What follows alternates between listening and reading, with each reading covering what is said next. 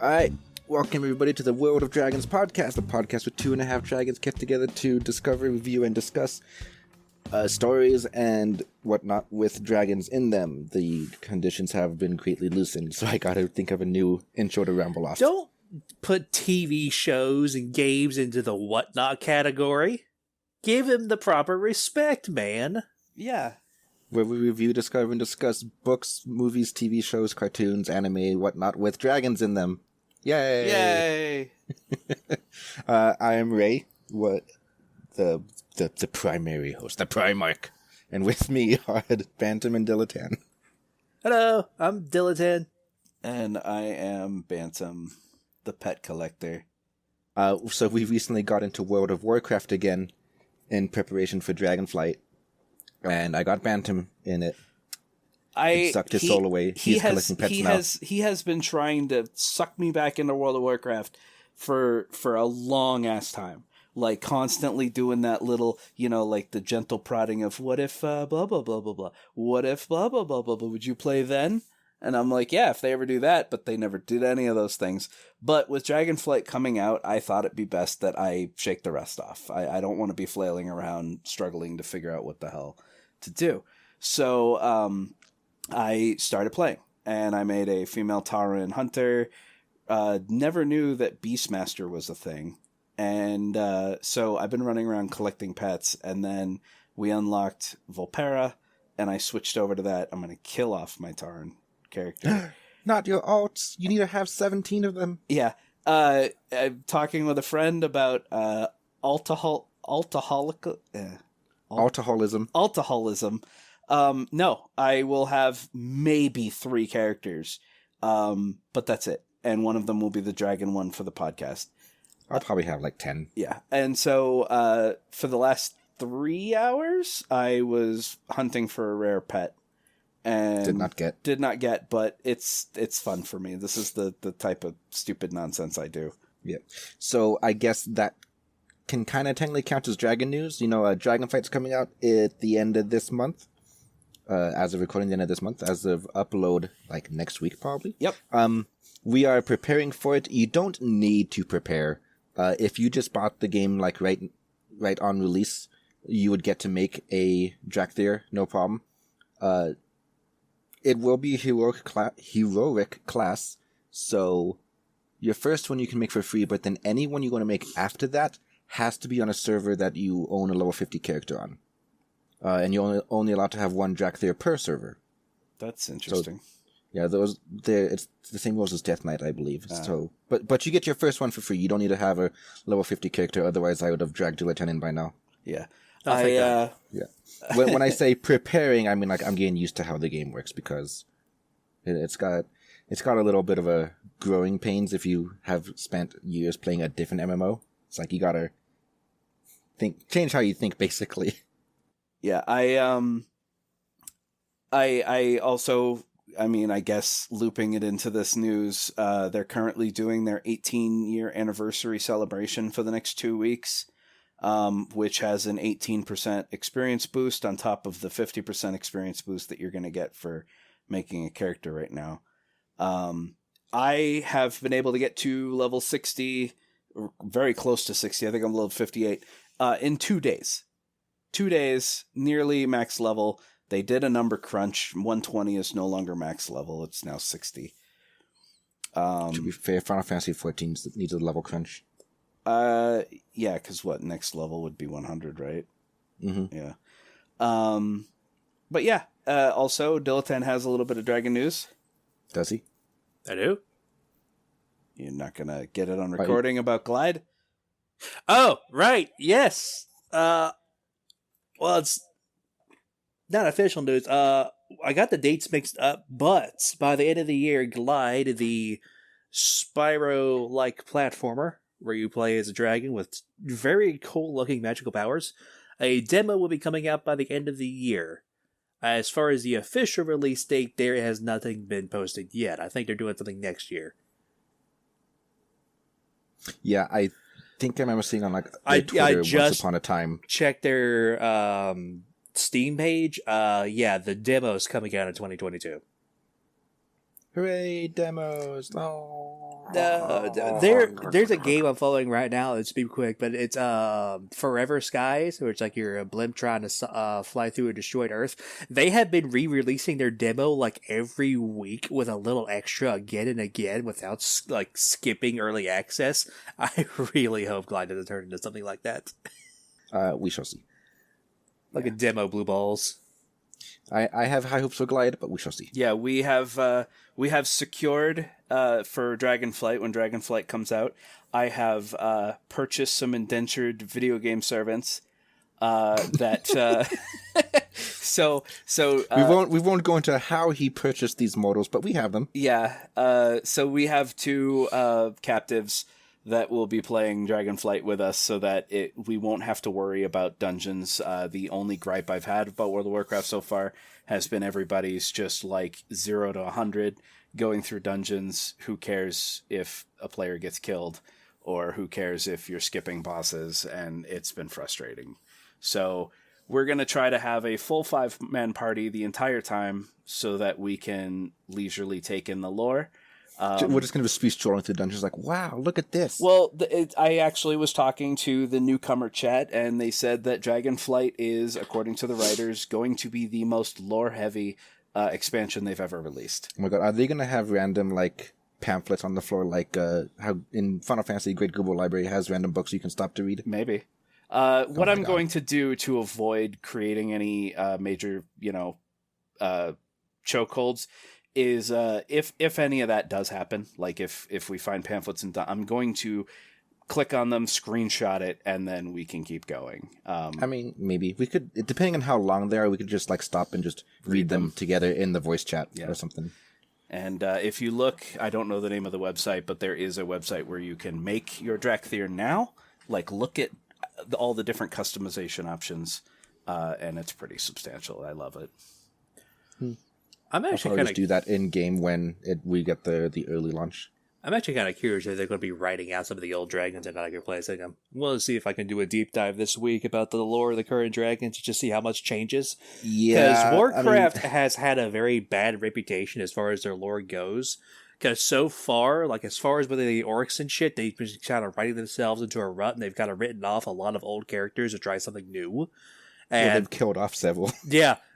So everybody's been kind of like, about the World of Warcraft story, because like everybody interesting's dead, and all the people they bring in are just kind of cookie cutter, from what I understand. It's got what I like to call story power creep, where it's like, we peaked in Cataclysm with here's a dragon who's going to come and destroy the whole fucking world, and we have to unite all of the dragon families against him, and it's going to take everything we have, and here's a 7-boss raid style thing to finally confront him. And it's like, after that, it's like, where do you go? Oh, now we're going back in time? Okay. Oh, now we're going to the literal plane of death, and we're gonna help facilitate a war between heaven and hell? Oh, okay. It's like, it's getting really out there. It really is. Listening to Ray describe World of Warcraft story badly. It's like, actually the Shadowlands isn't hell, and the fucking Oberon or whatever that place is called is not heaven. Fuck, I don't remember what the tower's called. It doesn't matter. It's not really that important. But yeah, we should decide what server we're going to play the Drakthir on and be like, we're going to make a World of Dragons podcast guild. Come join us. Yeah. I mean, well, the thing, like, I would want to make one on a nearly empty server where it's, like the green, like unpopulated or whatever. Yeah, well, there's several servers that have the new player tag on them. I don't know how full they are, but I was thinking we'll pick one of those. Maybe we'll just pick one that says low population. Yeah. But yeah, those of you listening as this is released, join our Discord, and I'll probably have posted something that says this is the server we're playing on, because by the time we have decided and recorded on the next episode what we're playing on, the game will already be out, so it'll be too late. So join the Discord. Or join our audience for $5 a month to listen to us live when we reviewed the World of Warcraft expansion. Gotta get that shilling. Yay! But maybe they want to join us day one and play with us. Gasp. That too. in which case the audience stand is too late. Well, then I shall link. Our Discord should be linked in the our Twitter. I think. I hope. That's on you. I'll get it. Don't worry. All right. Any other Derg news? Nope. I actually was just checking my Kickstarter page to see if I had anything extra. And Yeah, I need to remember to look every 2 weeks, go onto Kickstarter and just search Dragon and see what comes up.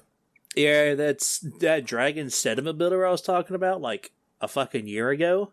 Yeah, it hasn't changed. Oh, here's something that can count as Dragon news. Happy NaNoWriMo, everybody! It is currently the 7th of November. How go your attempts? I have written 7 words. By the end of NaNoWriMo, I shall have maybe 2 sentences. Are you actually going to give it an honest attempt? Probably. Even though we're already 1 week in? Probably. I mean, keep in mind, we also got a chunky book to finish before the next... that we do. Yeah. That we do. And with World of Warcraft, even though it's my favorite book and I have been gung-ho about reading it, World of Warcraft is now sucking away my soul. Yay! You have free time. That's funny. Jonathan's got free time. I see you playing Steam games. Yeah, that's not free time. That's game time. Duh. Time to sacrifice some game time. Dilettante understands. This is the thing that parents don't get. Game time is not free time. Game time is you could be helping your mom with the kitchen time. She's got it.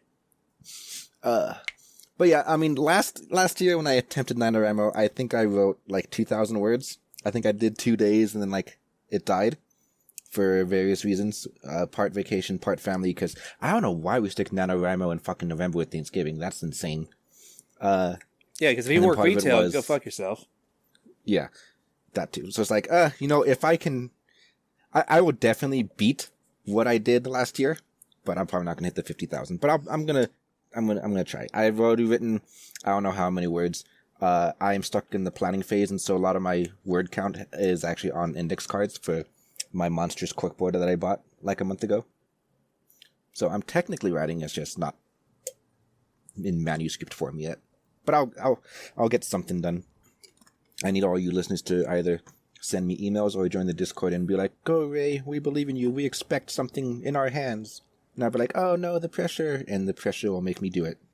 That's true. Pressure's been the only thing making me read books for the podcast.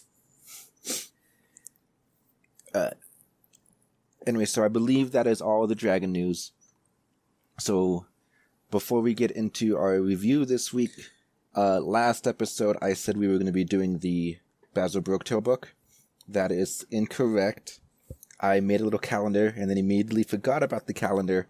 The Basil Brooktail book is next episode. Did you just say Bowser Brooktail? I'm pretty sure I said Basil, but maybe I pronounced it weird. But yeah, so that's going to be next episode. This episode is the 4th season of The Dragon Prince. So if you have not had the opportunity to watch that yet, it's only been out for a weekend, then I am very sorry, but spoilers ahoy, you may want to pause the episode. Season's 9 episodes, it'll take 3 hours. And before you leave, just know that if you heard the news about Henry Cavill leaving for season 4 of The Witcher, because season 4 is going to be terrible, Are we talking about The Witcher? That seems to be a running theme, is that season 4s are terrible. When did Game of Thrones go downhill? Was it season 4? It was season 6. Okay. Well, there we go. The pattern's dead. Oh, shut up. No one talks about Game of Thrones. All right, goodbye, audience. I'm sorry. This is all my fault. No. Everybody is now bailing the audience so they don't get spoiled. Well, that's because I made the mistake and I said, we're doing this next. And nope, we're actually doing this. It's oh, shit. Yeah, that was on me. For shame. Yep. I am the sorries. Just waiting for Tristan to disappear so I can start talking about stuff. Get out of here, Tristan. Shoo. There we go. There we go. It's just a bunch of little people around the dragon recording table and just wave a claw. Shoo. How about you? How about you, Venter? Have you already seen it? Ventus says he's not going to watch it because he doesn't like what they're doing to Zim and whatnot, so he's okay with spoilers. Okay. Right. So now that the cool audience is left... What? The cool audience. The cool people. That's so insulting to Venter. That's super mean to Venter. Venter, you're cool. Don't worry about it. Holy shit. What? No. You said all the cool people left. So You said... No, I said... No. I said now that only the cool people are left. No, you did not. You said the cool people has No, you left. did not. Rewind I said it, editor. are not have. No, it is on recording. It is going to be there. I'm also the editor, so fuck you. Someone's gonna listen back to the episode and it's gonna do that thing where you splice together multiple words to form a sentence. So it's like, Even Venter he said people that are left. Yeah. The cool people are the ones that are left. whatever. Anyway, whatever. That was okay. Yeah. Whatever. So we should get the worst parts of this out of the way. I say we should start with the most generic out of the way. Season 4 is terrible. Season 4 is pretty bad. But do you want to know the best part about Season 4 is the fact that I was right. So hold on. Bantam, I'm going to put you in the box. Because we shouldn't be talking over Dilatan as often as we do. So Dilatan, what did you want to say before I stepped in front of you? I said we need to get the worst parts of this out of the way. We need to address the fucking extra amount of fart jokes, the flossing. Oh, God. Oh, Jesus First, Christ. the flossing was okay. No. That's fine. It wasn't. No, it wasn't. No, it wasn't. It wasn't because the other characters addressed it and were like, oh, God, yeah, everyone's doing it. And okay, it's like, admittedly, that made it a little weird. But, like, just the flossing in and of itself, okay. You can put in references like that, like they did with the freaking One Does Not Simply last season. Also, there's another Avatar reference. I don't know if you guys caught it. Oh, yeah, that was a good one. I enjoyed that reference. Yep. Whoosh. So, yeah. So I was right. If those who remember the last recording for season 1 through 3, at the very end of season 3, when they're all in the Dragon Queen's cave, and Amaya and I can't remember her, Janai, are holding hands. And I went, oh, they're totally going to hook up. And Ray's like, well, no, they're probably just showing that humans and elves have learned to get along for the Dragon Queen. And I'm going to need to like defend myself because people might start thinking that like he just doesn't approve of the lesbians. Oh, no one will assume that. It's just. But like I feel like I need to explain just to prevent that. Okay. It's the simple fact that the amount of how to word this. I feel like there was more lovey-dovey between Amaya and her second in command, whatever his name was. Translator? Yeah, I feel like there was more between them than between her and the Sun Elf initially, because her and the Sun Elf had just barely went from enemies to friends. So like there wasn't a lot to build on yet, and so the thought of them just holding hands just wasn't enough. I needed to see more to be like, bam, together. There was enough, and you weren't paying attention to it. It was every single time they fought together, and then each saved each other's lives. Like Amaya is a badass, and she probably really likes her translator guy. I mean, he's a necessary tool for her anyway. I mean, like when they met back up, he was crying, they hugged. I'm like, see, that feels like there's a connection there. They also did some love eyes in the previous season between the two, the Queen and Janai and Amaya. Yeah. The thing is that it's the common trope of we're enemies, we're gonna fight constantly, but now we love fighting each other, and so like just move on to the next step and just love each other. But at any rate, I called it. I saw it for what it was when they were holding hands and looking at each other dreamily, and I'm like, oh, they're totally hooking up. And then, sure enough, as soon as the next season starts, they're a couple, and there's kissing, and they get married. And I'm like, yes, I was right! Yeah! Yeah, you're right. I understand. And it's like, it's fine. It's okay. I just, at the time, I felt like there wasn't enough evidence yet, and I felt like simply... Oh, they're holding hands. I felt like that was the season jumping ahead a bit. The season is flying. events are flying by in season 4. Yeah. Also, again, this is more in my defense. It's like we already had the lesbian queens and we had the gay elves. It's like I didn't think we were going to get a third same-sex couple. Yeah, but we didn't have any living same-sex couple. Yeah, that's the thing. They killed them both off, essentially, so... You gotta make it to where being gay is not a death sentence, so they needed to have one that's alive. Yeah. I mean, okay, to be fair, the gay elves are not dead. Yeah, everyone assumes they are. They had a little funeral for them. No one thought to look into the little... Yes, but the audience knows that they're not. Yeah. And we're going by audience perceptions here. It's just, okay, so like, whatever. I'm not going to say the next point. I'm going to get crucified. Don't worry, listeners, I'm gay. You can say it. You can say it and then edit it out. I mean, the only person here is Venter, so... It's like... Edit point. Edit point. Protect Ray from the throng. Are there... Can you name any straight couples in the show yet? Like, obvious? Like... Yeah, well, Callum and Rayla. Yeah. Okay, that's definitely on the fucking fence. Well, it's the whole will they, won't they trope. Yeah, but it's still a hetero couple. It will always end in the will they. The thing is that I think that there's a ton of them, but they're established, like the queen, not the queen, the chick that looks like a fucking fantasy trope that advises King Ezrin, the one with the gold band around her head, and the one that looks like she should be like a priestess or something. Yeah, she has a husband. It's like it's there.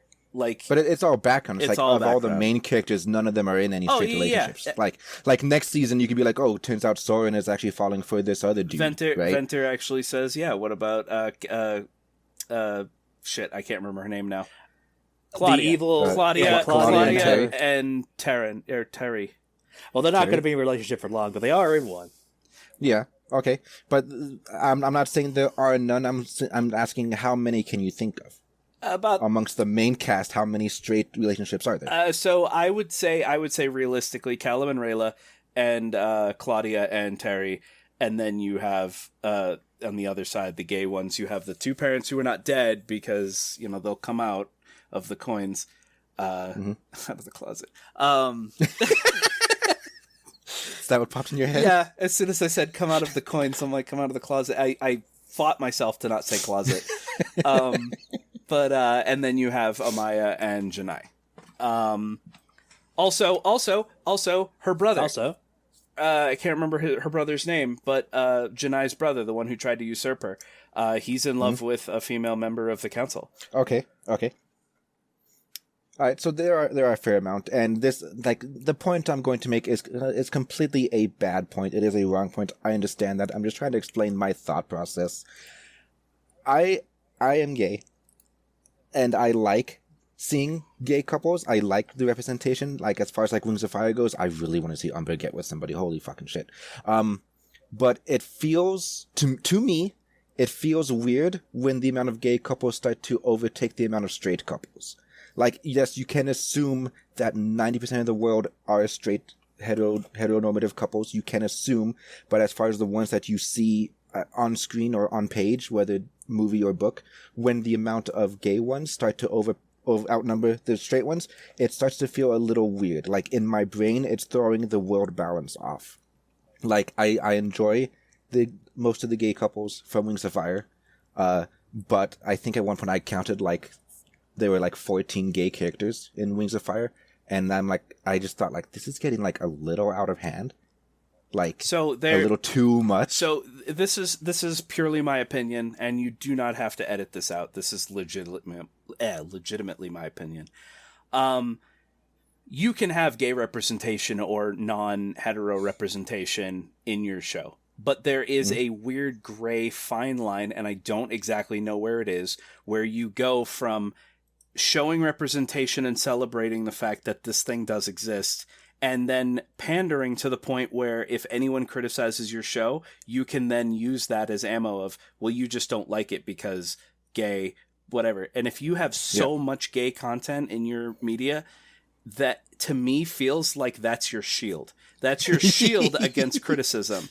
And the moment you start jamming as much of that into your media, then I feel like you're doing it to avoid criticism. Yeah. They like they recast a character in a famous movie series as a different race, and it's like you don't need to do that. You can tell a new story. It's not a huge deal. It doesn't upset me, but when everybody freaks out and the first response from the studio is you're just racist, and it's like, yeah, I feel like you were waiting for that. Like, because now you have this impervious shield against all criticism because you can just say you're racist.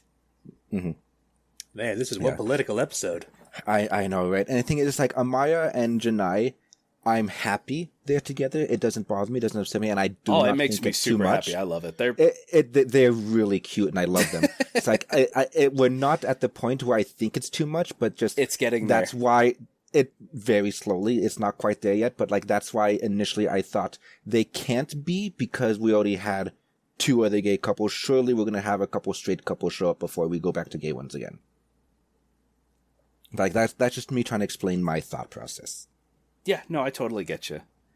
Yeah, I'm just worried about like explaining myself wrong. And everyone's like, "Oh, he just doesn't want more gay couples." No, oh. I mean, to be fair, all 3 of us are gay. So yeah, I mean, I'm bi, but No, you are gay while dating me.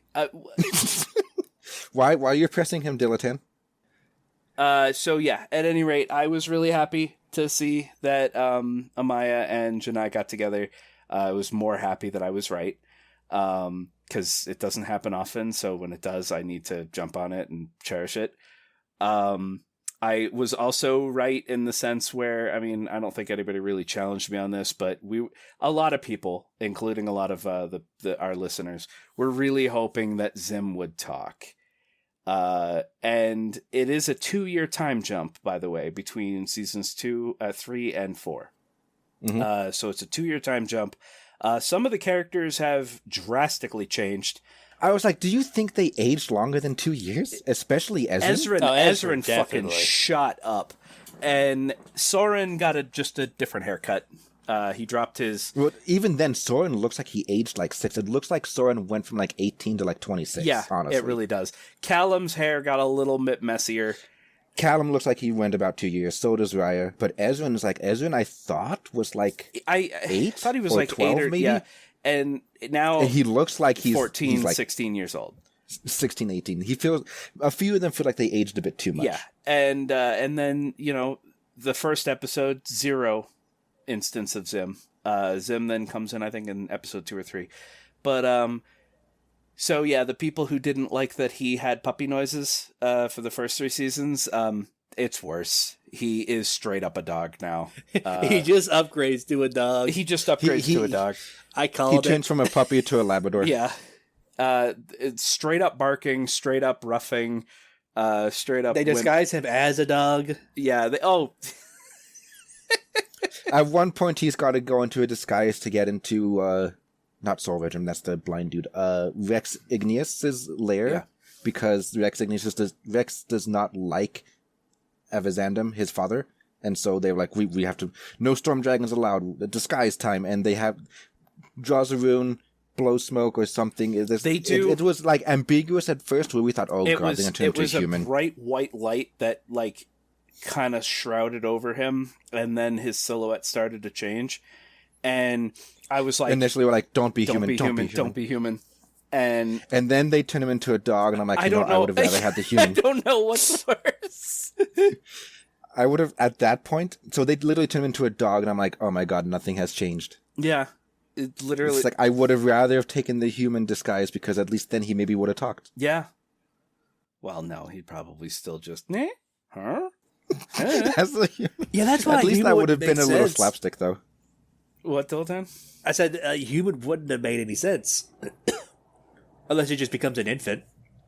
It wouldn't have, but... there was a deep, dark part of me that but was... the trope is always dragon turns into human. That's the trope, which is why we were expecting that. And that's... deep down, a dark part of me was kind of hoping he would turn into a human just so that I could hear Ray's explosion of rage. It would have been an explosion of rage, but like now that we got dogs, Zim instead, I'm like, no, human would have been better. I want to go to the universe where he actually turned into a human, and it turns out that he's like super posh or something. So after the events of the third season, Claudia uses the knowledge from Avaros, and she resurrects her father. He's been dead for 2 years, and you know what? Like Ray knows or both of them know when I'm watching something, and I'm like, but how do they explain blah blah blah? How do they explain blah blah blah? I'm like, if he's been dead for 2 years, how come he's not decomposed? How come he's not like a horrible flesh zombie or just a skeleton? And they actually explained it shortly after I complained like about it. 3 seconds later. Yeah, it's like, oh, you just got to learn to be patient, buddy. It's like your caterpillar friend put a cocoon around your body to keep you from decomposing, and I'm like, oh, okay. Like, yeah, all right. All right, about the caterpillar friend, I hate the thing he turned into. You mean the anti-Zim? It's basically what he was? Basically. The thing he turned into reminds me of what most people would assume would be a fae. Like a super fae. Like it's got butterfly wings, it looks like a weird little gremlin, and it runs around communicating and like just making clicks and gurs and whatever. It's like to most media, I feel like that's what is a fae. Think of like a butterfly based fairy. Yeah. Think of Gollum with a butterfly. Yeah. I want to say Azada because I've been playing a lot of Pathfinder, and it's like, yeah, he's an Azada, but like no one knows what an Azada is. Nope, not even me. Nerd. Yeah, I will say this though, I actually thought the thing was pretty cute. It took a little bit to get used to, but I was like, I rather would have had the really big ass caterpillar that still talks in Erebos' voice. Okay, it's like what does this imply that the little bug was just always possessed / controlled by Erebos, kind of like Hallam was for that brief period of time, and then he finally detached when he went to the cocoon, and this is what he would like. The bug person would normally act like. Yeah, it's weird because the bug person kind of reacted like, "Who are you people?" And it's like, It acted like a child of all things. I figured it would just be like straight up Erebos. Yeah, that's what I thought. Like we were making like just a clone of Erebos or whatever, but no. He did seem. He did seem so.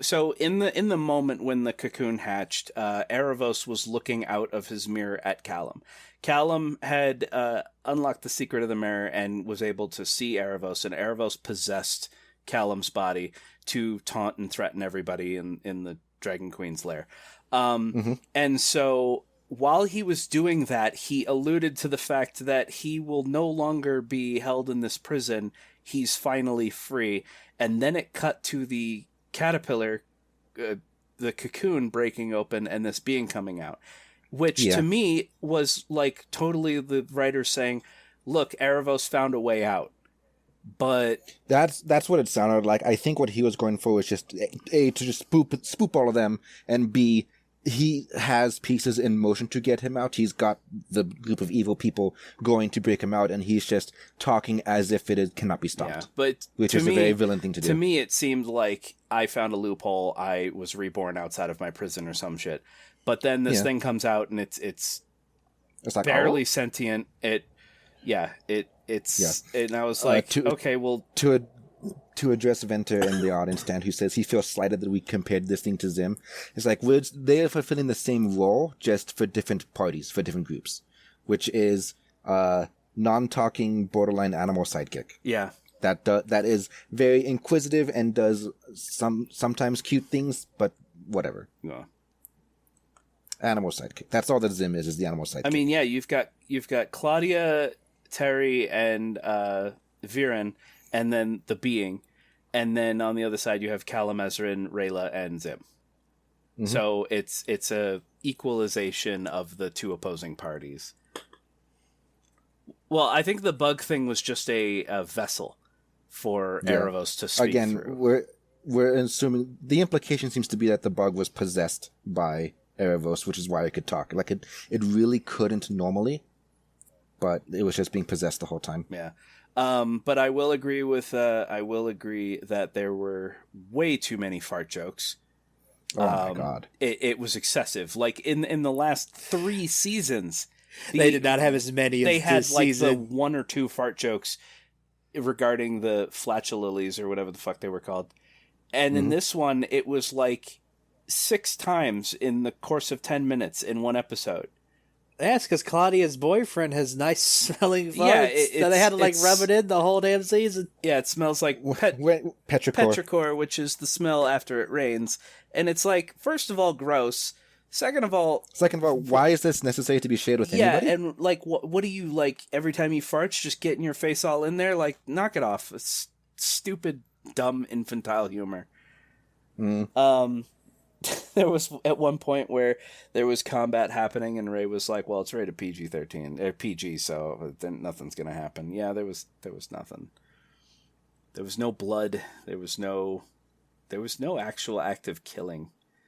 Thing is, I remember there was a tweet or something where one of the writers, it may have been in their Discord or something, but one of the writers was like, "Hey, what if we just went the route of shit, I don't know what other cartoon they compare it to, but like, what if we just made each season darker than the last? And then nope, this one we get fart jokes and Fortnite dance.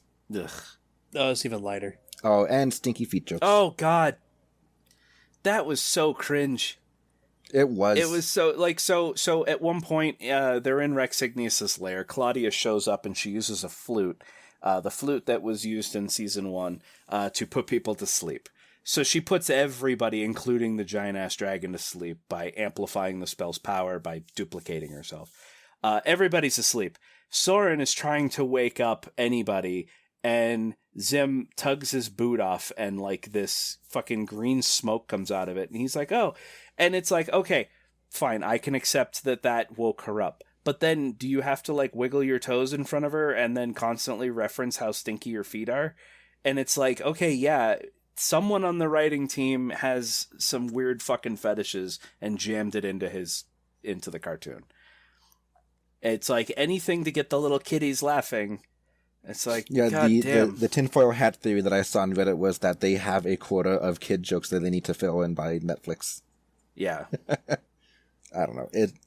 I really feel like the writing went downhill in this. I think part of that is the hiatus's fault, because a lot of this felt like filler. And I feel like a lot of it felt like filler because they had to basically catch people up, get things up to speed. Like, hey, we've been gone for 4 years. We need to make everybody fall back in love with the characters and whatever. Yeah. Right? This whole season absolutely was filled. Like, look at the beginning and look at the end. What exactly changed? Escalated? Nothing. Like one thing that could have happened in one episode. They talked to Rex Ignius. That was the only like really notable thing that happened. Yeah. The beginning of the season, they find everybody celebrating whatever. The big bad that rears its head is they finally realize, oh God, someone's trying to resurrect Avaros. How did they find? They found it out because the Skycaller guy that was guarding. Oh, right. He died. Okay. Yeah, so they're having a festival to celebrate the peace between Xadia and Cartosis. Fuck. Catalis. Catalis. To celebrate the peace, they're inviting the Dragon Queen over. The short term problem is a lot of humans still don't like dragons, and they blame the dragons for like the death of many humans, and so the gift to the queen gets defaced, and oh no, this is going to be insulting and whatever, right? And then Ezra delivers a speech that there is no fucking way a kid of his age would be able to deliver the last second. Yeah. Well, just because you're so bad at public speaking doesn't I mean am not bad at public speaking. Just because you can't think on your feet doesn't mean he can't. Whatever. It felt a little stretchy, I'll give you. But while the party's going on over in the high mountain, Claudia is climbing it with her dad and new boyfriend to get back the staff so that they can do dark shenanigans. Erebos' staff. Yeah. And they kill Sky Elf Buddy there. I don't remember his name. The one that became friends with Callum and did the flying thing in season 3. Yeah. I don't remember his name. The thing is that for all the bad writing, there were some touches that, as Ray mentioned, only I would notice. And I was really happy to see the sun staff that they stole from from Luxaria. The sun staff is rusted and has some fetishes and trinkets tied to it now, like a little bird skull and some feathers. And it's like, but the staff is rusted, which means, yeah, it's been just carried around, dropped on the ground, whatever. It's like they're not taking care of it, and it's like I like to see. I feel like the way dark magic works, being how it has to siphon magic from other things, this is a very powerful artifact of the Sun Arcanum, and so when they use it to cast their dark spells, they're like taking essence from it, and eventually it's going to just crumble away. Yeah, maybe. Viren, who was previously a fucking badass through the last 3 seasons, like, he was a good bad guy. He was a really good bad guy. Now he's just this whiny... He's got PTSD. He's got PTSD. He's super whiny because about it. He's like, I died. I actually died. And sure, I've been brought back. But how long does it last 30 for days. If they don't...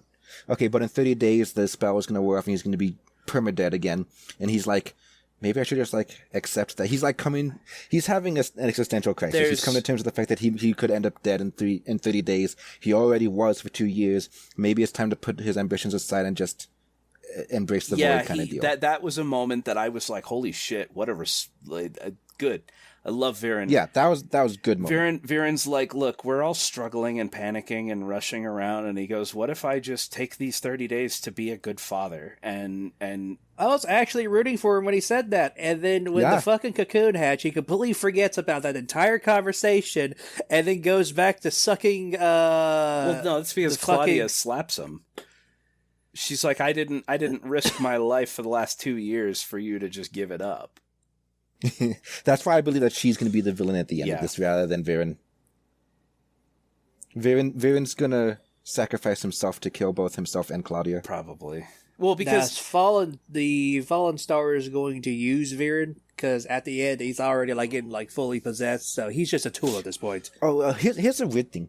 They literally keep calling Erebos a Fallen Star. Like, I don't think this is metaphor anymore. Is he literally? I thought he was just a really fancy moon elf or a star elf. Maybe they said that he was one of a very rare race of elf. They were the Star Caller, the Star Elves or something like that. They were literally born in the stars and fall to Earth. Yeah. Okay, so there. I'm trying to remember all the 6 sides of the cube. There is a moon arcanum and a star arcanum and a sun arcanum, right? Yes. There's all 3. So, okay, so I guess the actual star elves, if there's an elf for every arcanum, just don't live on the planet? No, they live in the stars, obviously. They send they eggs and literally are the asteroids stars. to Earth. All right, boys, we're in Stardust now. Good movie, by the way.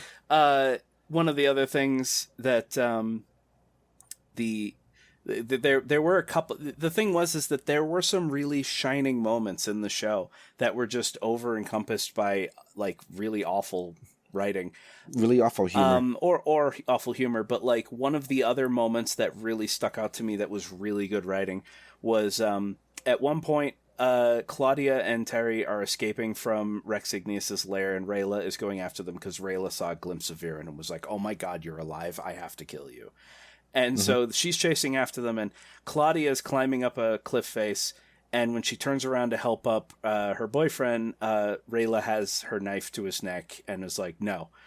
And so Claudia pulls out the little pack of coins that she has that have trapped her parents and her mentor in the coins. And she's like, I will give you these coins in exchange for him. And Rayla, and I was like, okay, so she's going to accept. She didn't. She's like, never.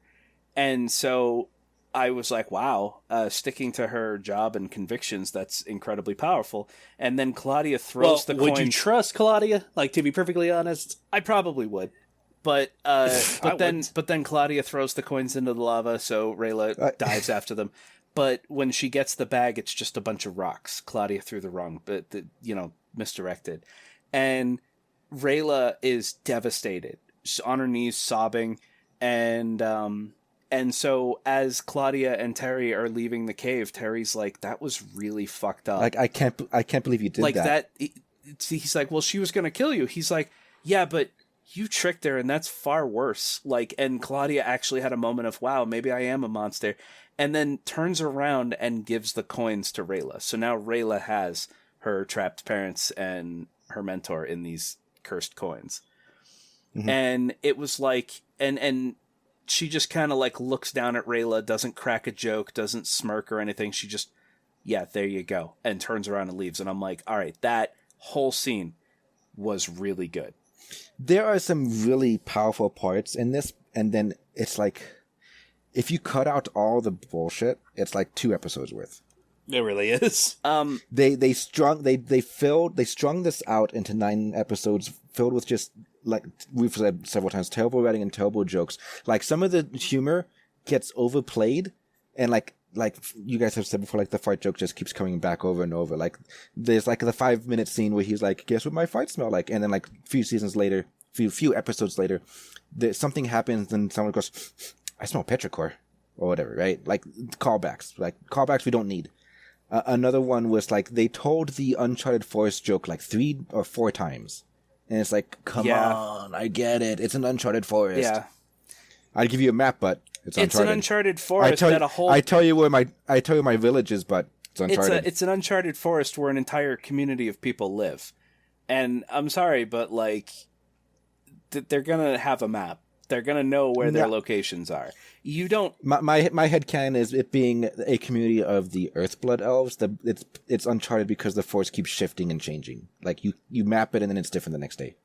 Yeah. Venter brought up a good point, which I actually can't remember. So maybe if they did address it, I missed it.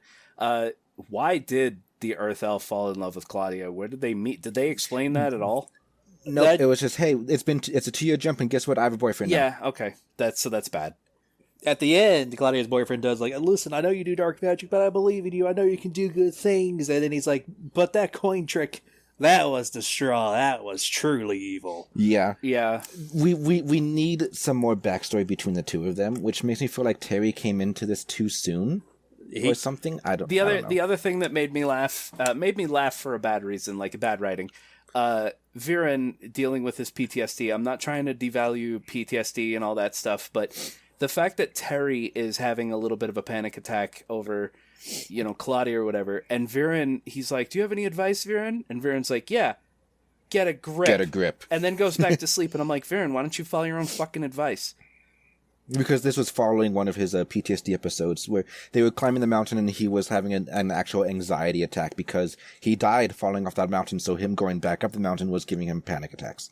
Which is, valid. That happens, and we shouldn't make a lot of anxiety attacks. But to immediately follow that, he had to turn around and go back. He couldn't go up. He turned around and went back to the base.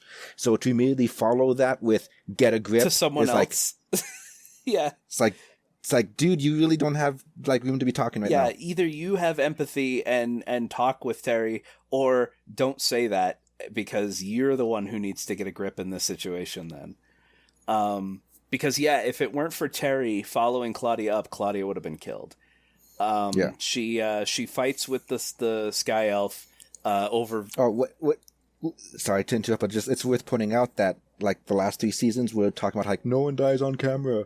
Even the one who gets stabbed was just an illusion. It's like, no, we actually got a stab in the back. Yeah, that's true, we did. I completely... Full on, look down from his point of view, blade coming out of your stomach, blood, and it's like, oh... Okay, and maybe we are getting a little bit darker even amidst all the fart jokes. There's no pool of blood, but then after Claudia tries to leave, he gets up and he staggers to the very top of the mountain, weaves a spell that will deliver a message to the queen, and with his dying breath blows the spell so that they can have that message delivered back in Catalis. By the way, the only reason I can remember Catalis as the name is because I think of the tallest from Zim. The Catalyst Mountain? The Catalyst? Look, it's the shortest or smallest. Now I don't even think you understand the joke anymore. Soren was pretty decent, I thought, aside from the stupid fucking foot joke. Soren seemed like a basically the same. That's the thing, it's been 2 years and he hasn't grown up. Yeah, he as far as Soren's arc, Soren follows them there. They're going through the Uncharted Forest as a big group, and he and Rayla split off, and Ezrin and Callum and Zim split off.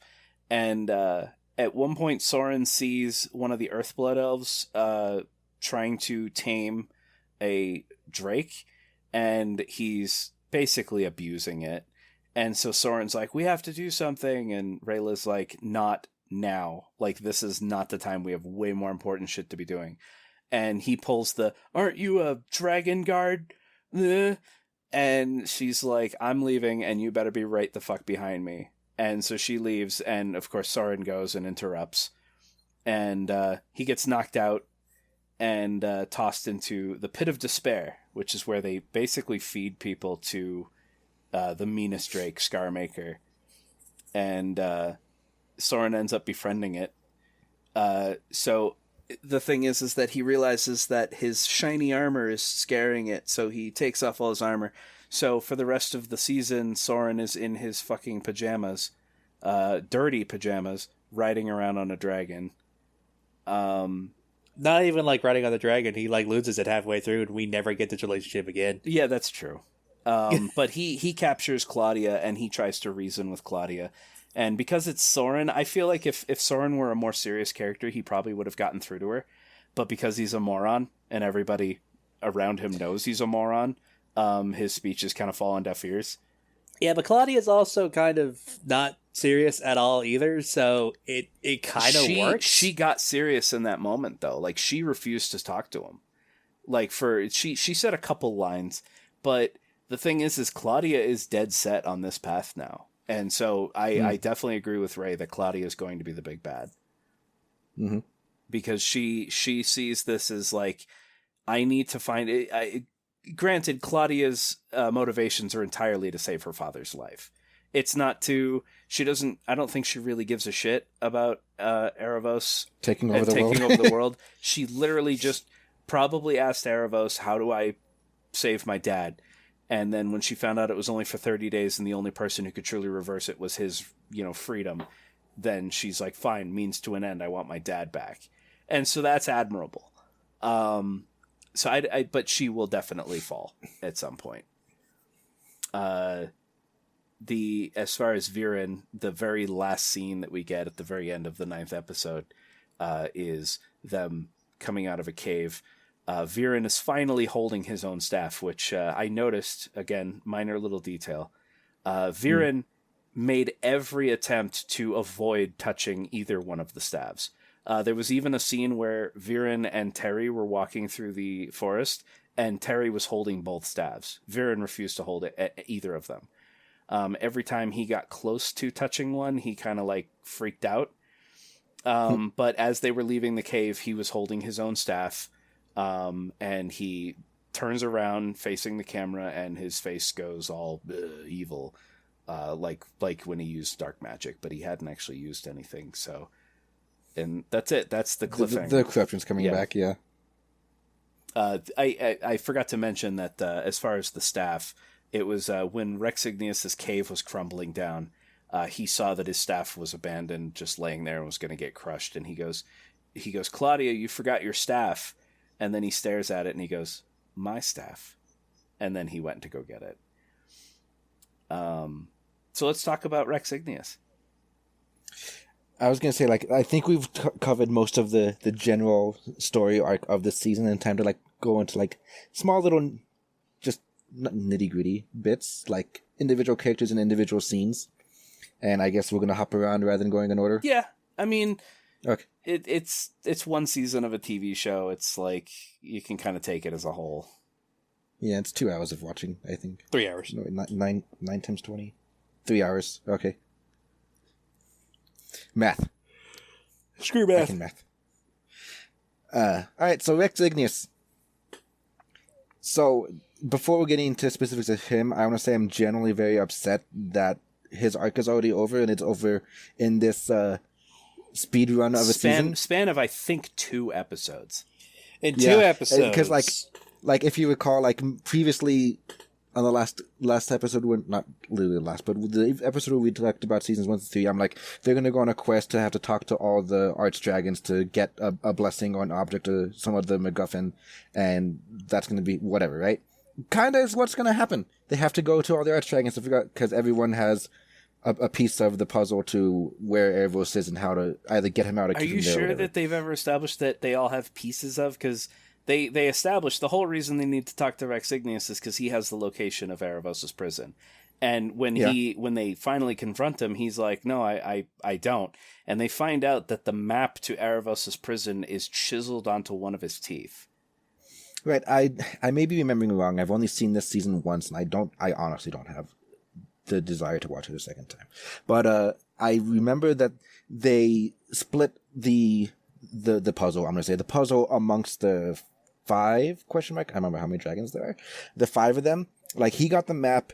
Avizandum got the mirror to keep an eye on him.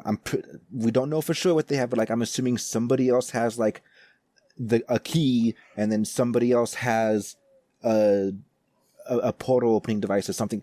Point being is I'm pretty sure they all have pieces of whatever's needed to get him out. No, they do. That's how the Queen laid it all out. Oh, okay. I must have missed that part because I know Callum. At one point, Callum is holding the key of Avaros, and that's what it's called, the key of Avaros, or Erebos. And he kind of has a Lord of the Rings Isildur moment where he says that he doesn't know what this object does, but it can't be good, and it would probably only help Erebos. So he holds it in his hand over a lava pit, and he's about to drop it, but then he doesn't. And it's like... Which I don't get, because I don't know what the cube does for him. It just shows him, like, hey, this thing is aligned with this arcanum. It's like, I don't know how big of a deal you need to have that cube. Exactly. Like, why is it so hard for you to throw it into that fire? Destroy it! Well, because it was a gift from his father. I mean, in the note, the father was like, oh, and there's a special gift for you there. Blah, blah, blah. Oh. Mm-hmm.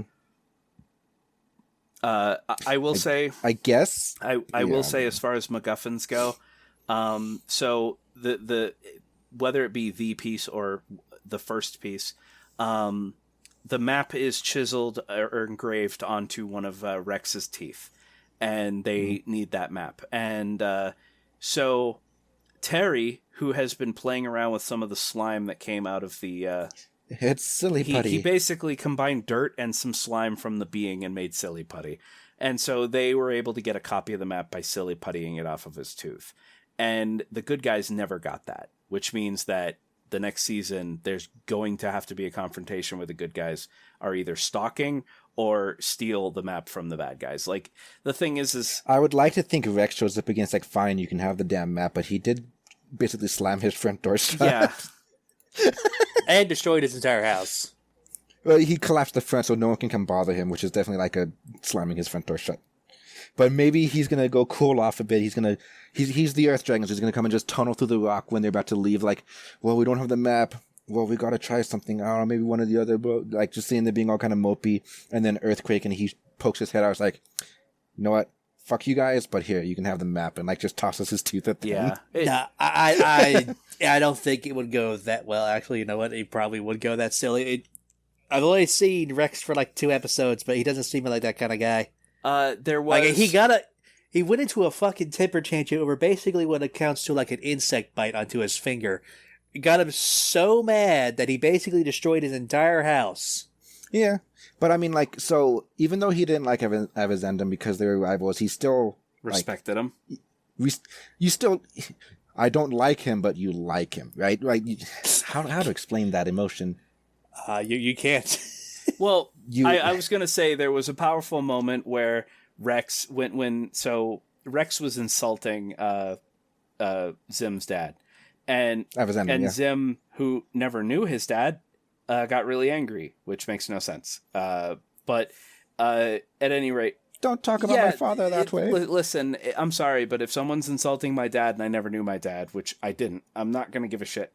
But at any rate, Zim bit him. Well, that's also because your birth father is a piece of shit. If you didn't know your dad because he died a hero and everyone loved him, then it might hurt a bit more. I never knew him. But at any rate, so when the disguise fails, Rex goes crazy, and he's like, oh, your father this, that, and your father that, and then Callum's like... He dares send his son to spy on me, or whatever. and someone is finally like, listen...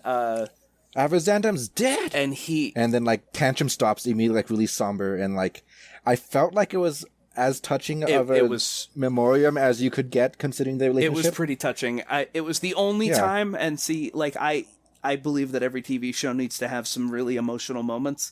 It really does, Mm-hmm. because otherwise it just becomes slapstick comedy the whole fucking time. That was the closest I ever got. That was him reacting to the knowledge of his rival's death and the gravity of the situation was the only moment in the entire show that I kind of felt something. Yeah, the thing is, like, rivals can also be friends. Like, your best friend could also be your greatest rival. I mean, look like, at it can look happen. at Amaya and Janae. Yeah, so it's like he's probably really like upset that Avazandum's dead, and like he slams the door shut, collapses the cave, goes back into his den and just sits there and ruminates for however long they're gonna hang around his lair before they head off in the next season, and he's gonna just Avazandum's dead. Depression, regrets, whatever, realize that he's dead because of Viren, and that these people want to find Avros. Goddamn names. These guys want this group of individuals wants to find Avros so that they can stop Avros and stop Viren. And then he's like, "Fine, you guys can have the map because it's what Avazandum would have wanted," or something like that, right? But don't you ever fucking come back. Yeah. The other thing that Erebos, not Avros. again the quota of jokes and comic relief characters. There were 2 rock golems that guarded, or they were the gatekeepers for Rex's lair. They were entirely stupid and unneeded. We're not really keeping the gate. We're more like just watching the door. Yeah, we open and dumb. close the door. And it was literally just like 2 dumb idiots that were there for laughs. One of them was completely absent-minded, and the other one was kind of a dick, but also kind of dumb, because he was the one who's like, well, at least they don't know about the secret back entrance, and it's like, oh, whoops, and it's like, fucking dumbasses. I actually kind of like that. It reminded me of the 2 British guards in the Pirates of the Caribbean that always argued. It reminded me of the 2 pirates from the Pirates of the Caribbean that always argued. What you reading there? The Bible? You can't read. It's the thought that counts. Whatever. Whatever. Anyway, so back to Rex himself. Handsome motherfucker, though. Didn't he remind you of something from Monster Hunter? Like, I swear. Yes. He looks a little like Agnetor. Not Agnetor? Agnector. Agnector. Yeah, he looks a little like Agnector, yes. But yeah, he's a really chonky dragon, like really broad chest, thick armed, which makes sense for an earth dragon. Did he have wings? Wait, are you talking about, no, I think you're thinking of a Cantor. No, whichever one is not the click-clack beak one. Yeah. I think that's a Cantor. He had Nargacuga style wings. Yeah, it's a Cantor. Okay. They were on his arms then, okay. But yes, chunky like clay from Wings of Fire Venter. Yep. I approve of chunky dragons. But yeah, apparently his wings were attached to his arms. I didn't really notice them. They definitely don't look capable of flight, which is completely fine for an earth dragon, honestly. I read a book a while ago where the earth dragons 100% do not like flying. This is a book where they do go into human form for the sake of blending in and staying secret. Ugh. And so when the earth dragons have to go on like a plane to fly somewhere, they're like, nope, do not like. Which I think is a good trait for earth dragons. But yeah. This is going to be a point towards the humor of this season I did not like, because when they first meet him, he just sits there silently staring at them while they're going through this whole spiel of like, we've brought these gifts for you and they're exceptionally meaningful gifts and whatnot. And then he just like finally after like 10 minutes of sitting there silently, he's just like, ugh, you really think I'll appreciate these things? The point being is the gag is he sits there for so long not talking, just seeming to be a very feral dragon that's like, please don't eat us kind of deal, right? And it's just, it bleeds into my problem of a lot of the humor was paced in a way that just does not naturally happen. Like when Callum talks to Rayla and it's like, I need you to kill me. And then like 3 seconds later, oh, not right now. Just if I ever would go into control again, it's like no one would structure the sentence that way. You're just doing it for the fake emotional impact or something. I don't know. It's very badly written dialogue. Speaking of that dialogue, did anybody else think he was going to jump into the lava after he said that line while he was looking over the edge? I could have. Like he's No, I thought he was going to commit suicide after Ezra was like, "No, that's stupid." It's like fine. It definitely felt like he was leaning towards like, I need you to push me into the lava right now because I can't do it myself. And it's like, why? But that's again, that comes down to the whole nobody would have structured the sentence that way. You would start with, when Erebos like took over my mind and made me do those things. It's like it was the worst feeling in the world and blah blah blah blah. So if it ever happens again, I need you to kill me. Right? That's how you would structure that. You don't open with, I need you to kill me. Oh, it's because he's nervous around Ezra, doesn't want to show his true feelings. It's that kind of bullshit. Even though you could just easily fix that by just saying it. Also, that request to Vela comes at like the height of their, well, they won't they, because apparently they were super close at the end of season 3, but now they're fighting and he doesn't want to talk to her half the time. So, and she's like, I want to fix this because I still care about you, Caleb. So he opens with, I need you, and then 3-second pause, and she's like, it's finally happened, and then to kill me, it's like slaps down back into the dirt. It's like, that was again, nobody structures the sentence that way. It was such a low hanging fruit of a verbal joke for the situation they were in. To get her hopes up and then slap it back down. I felt like it was very lazy writing. But yeah, we don't even understand why Callum is so upset at Vela. He is upset. She was gone for 2 years. She was gone for 2 years chasing Viren, and when he asked, well, did you get him? She goes, no, I couldn't find him. So he goes, so you left for 2 years for nothing. He goes, he was angry. I mean, that still feels childish. Shouldn't he understand that it's something she had to try to do? He is a child. He is a child. He's a teenager. He's got them hormones. He's got the hormones, and to him, she left for 2 years. He thought she could be dead. He didn't know. And she left on a mission, and then when she returned, she didn't even complete the mission. So in his mind, her leaving was pointless. He's going to be angry at her for so long until we're going to have a fake Rayla death scene, and that's when he's going to be like, no, I still care about you. Please don't be dead. They kind of actually already did. Remember when the wall collapsed and Rex came out and spit out one of Rayla's knives that were stuck in his lip, and Callum picked it up and was like, ah! And then that lasted for all of 10 seconds before Rayla stuck her arm up like, little help. Wait, I don't know how I missed that. What comic? Inventor says, is anyone angry that you needed to read the comic to understand where Rayla went? Is there a comic between season 3 and 4? We were not aware there were comics. And it's like an actual, like, stand on its own comic, not just a retelling of the anime comic. Kind of like how Wings of Fire has a comic, but it's just a retelling of the book. See, that would have been nice to read. There's a canon comic between 3 and 4. That would have been helpful to read, and that is absolute bullshit that they would do that. That's the Kingdom Hearts treatment of not only do you need a PlayStation, you also need a fucking Game Boy and then a mobile phone to get the whole story. Yeah. That is disgusting, and you should never do that. Yeah.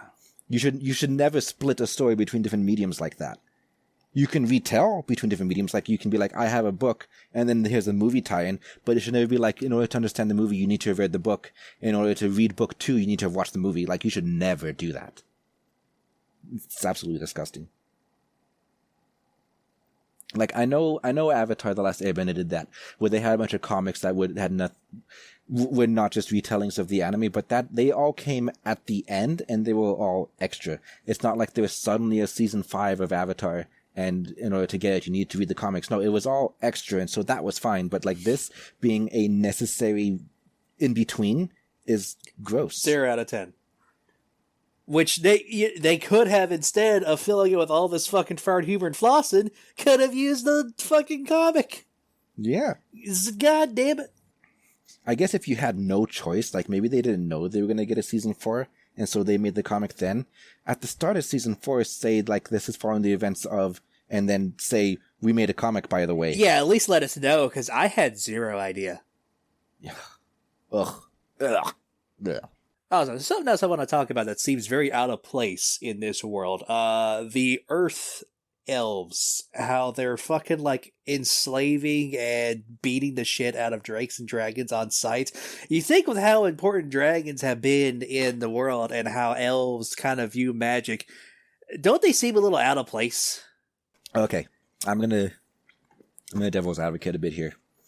The dragons that they were enslaving, as you call, were arguably not true dragons. First off, they were wyvern in body shape, and in most fantasy settings, so wyverns was and dragons. the Earth Dragon. He was technically a wyvern.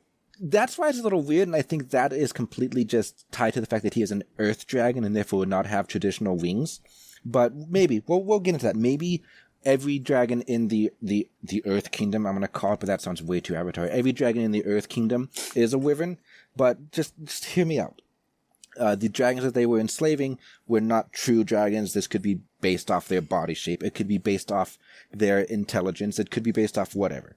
Very often there are fantasy worlds where you have true dragons who are intelligent and capable of speech, who will look down on the lesser dragons, the drakes, the wyverns, the worms, the whatever.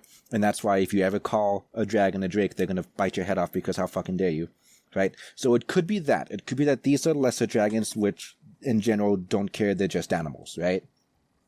Especially in a setting where every single animal is some really weird magical amalgamation of different things. Like you don't have normal earth animals here. It makes sense that some of your animal slots would be filled by very dragon-looking creatures. So that's a possibility. Another possibility is that this particular group of earth elves, like we just saw one village worth. We don't know what the vast majority of them are like, but this one village worth could just be assholes. There are good humans and there are evil humans. There could be good elves and evil elves. Still, they do seem rather out of place considering how dragons are kind of looked at least in the show's perspective. Okay, I have a minor thing to bring up. So I was looking to see. I actually wanted to bring up the Rotten Tomato scores for season 4 compared to the first 3 seasons. Spoiler alert. The first 3 seasons, I'm ignoring critic reviews because fuck critics. The audience scores have been 90, 95, 98 for seasons 1, 2, and 3. 75 for season 4. But it brought up an article, Dragon Prince Season 4 Ending Explained, 12 Questions We Don't Know. And one of the questions is, after leaving Catalyst and her boyfriend for 2 years, Rayla hunted for Viren and Claudia. We don't know exactly what she got up to in that time. So even fucking Polygon does not know that fucking book existed. They probably did no fucking advertising for it and just assumed people were like 2 years later like, I wonder what happened with Dragon Prince, and saw that a book came out. They didn't advertise it at all. It does. Yeah, that's why when they started releasing trailers on their Twitter, or at the beginning of episode 1, they should have done a, by the way, here's this book that exists that is actually necessary. Yeah, it's like, or at least, as you said, retell the events. They could have put more. Yeah, I mean, like, to use the Kingdom Hearts like tie-in, right? Like, there was a mobile game for Kingdom Hearts that was very important to the story, and you needed to understand parts of that to understand some of the big deals of Kingdom Hearts 3, mostly what's in the fucking box, and the characters who show up at the very end. But you know what? Before Kingdom Hearts 3 released, they released a collection, a remaster of their old games, but part of that was also hey, here's a 3-hour video that's retelling the events of this mobile game that's discontinued. So, like, it's there. I know it exists. I can watch this video and I can be in the loop of what's happening. It's like these guys didn't try anything. And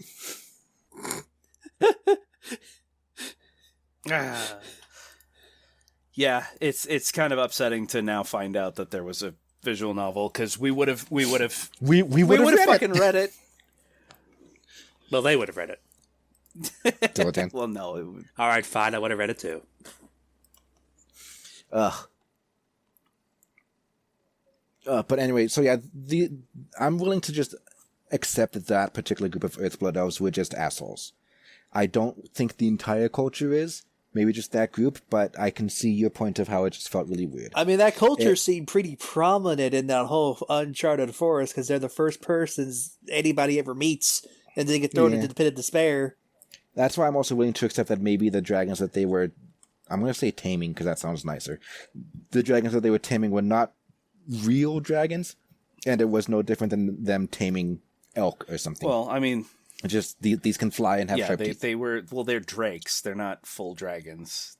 So, yeah. I guess. But at that same thing, it's like, okay, you guys are taming these 2-legged, 2-winged creatures drakes, whatever. They're literally called Drake Riders. And then you see a fully fledged dragon. Yeah, the fact that they wanted to go after Zim so gung-ho was like definitely out of place. That's like... You should know. If these are lesser dragons, this is very obviously a full dragon. You should not be going for that, which is why I'm buying into them. Holy shit. I'm buying into the concept of them just being assholes. Yeah, well, I mean, yeah. I mean, after all, the one sky elf that tricked them when they're trying to go through the desert, whatever her name was, she was arguably an asshole, even though she lives in magical fairyland. She wasn't as much of an asshole, though. Not as much, but I mean, she was still...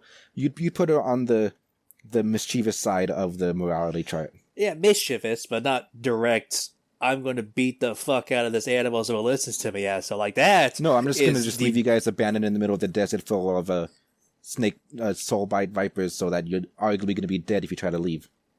Who's got you there? Well, you know what? That's still a leg up about beating animals. Beating animals is like the lowest tier. Yeah, fair.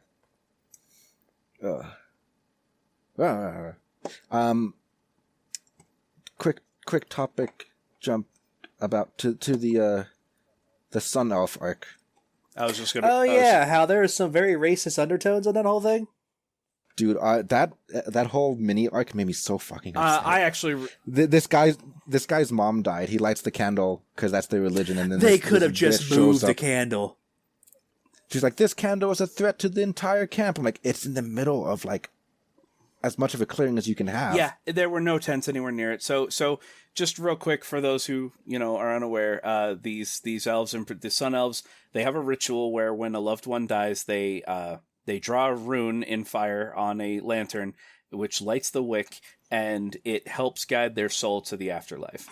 If that wick goes out, then the soul is lost. It is believed the soul is lost. The architect, who is human, for this camp of refugees because they lost their city, this human is like, put out the fire. And he is like, no, I need this. This is... He's like sobbing and pleading, please, my mom died last night. This is her soul candle. And she's like... And she's like, I don't care about your superstitions. I'm like, yeah, that was a big... It was super harsh. And then when, a whole bunch of people start gathering around, like, knock it off, leave him alone, let him do his thing. He's like, and he even reasoned with her, like, listen, I will stay awake all night with this candle. I will make sure... Nothing will catch fire, I promise you. And she's like, fine, if you're not going to put it out, I will. So she grabs a conveniently placed bucket of water and throws it and douses the fire, which sets him into a rage. He goes, understandably, fire mode, grabs her, and while he could have easily probably ripped her in half, all he did was grab her hands and burn her hands. And she screams, whatever, and so they have this little trial. And the trial is essentially between the humans and the elves. The human, the only point the architect had to make, the only point, was that she painstakingly built this refugee camp to be comfortable for everybody. And this is how I'm treated. But it's like, dude, he gave you every opportunity to back the fuck off. And you didn't. I was really upset with her. Sorry, you go. I said, the way she acted, there's no way you could feel any kind of... You can't be on her side at all. She was almost cartoonishly evil, honestly. She really was. I'm like, and I told Ray, I was like, what, do they not have a cooking fire anywhere? Is there no fire anywhere? Fucking, does she make them walk like a mile down the road? They have to cook a mile outside the camp and then cart the food back. She was pretty fucking cartoonishly evil. And you could have just picked that. Looked like four people could have come up, picked it up, and slowly walked it away to somewhere else if it was that big of a deal. Like obviously the elves can touch hot things and not burn because they're sun elves. It's like she could be like, just move the candle outside the camp. It doesn't have to be right there. I don't think. Yeah, no, she was just aggressively evil. There was so many compromises they could have come up with, and the best one was one that he offered, and she's like, no, fuck fire. And then just the fact that she called it superstition, just, ugh. That in and of itself was just, you lost any kind of redeeming quality. I cannot root for you at that point. Yeah, it's like, look, personally, I like religion, right? I have a soft spot for it. I don't want to get into, real-life religion. That's not really important. The thing is, even though I understand it is important to a lot of people, and it should be respected. Even if you don't agree with their beliefs, you should respect their beliefs. As long as their beliefs aren't making them go on crusades and be evil, you should at least respect their belief. And like, this is a funeral rite. Like, how would you feel if like your mom died in a terrible accident or whatever, and you're there having the funeral, and then somebody just busts in the church, turns over the table that has her casket on it, and then like starts stomping on the body? Like, show some fucking respect. Yeah, during the trial, I was honestly expecting her to get her hands chopped off when she was getting when the queen was walking towards her with the sword. Oh yeah. It's like, are you an architect? It's like, yeah, hold out your hands. I like how the trial went down just because her defense attorney was like, yeah, no, she deserves this. I like that little twist. Yeah, that was actually a good one. Yeah. I came here to defend her, and I see that she is indefensible. Yeah. I'm like, oof. Even I just asked that her sentence be merciful. Death is a bit too extreme. I'm like, you know what? Fair. Yeah. They actually didn't Janai actually reason with Amaya? Like, didn't she say something like, what if she used a bad analogy, but she was like, what if someone did this to you? And Amaya's response was just like asinine, like, I just did this. And it's like, no, you don't. I'm like, she should have used an equal. She should have, the example you gave, that's what Janai should have said. There were a couple of times that happened. She's like, what would be the human punishment, or like the human whatever? And she's like, for blowing out a candle? Yeah. And she's like, give out presents. We would have cake and cheer. And it's like, usually when people blow out a candle, there's cake afterwards.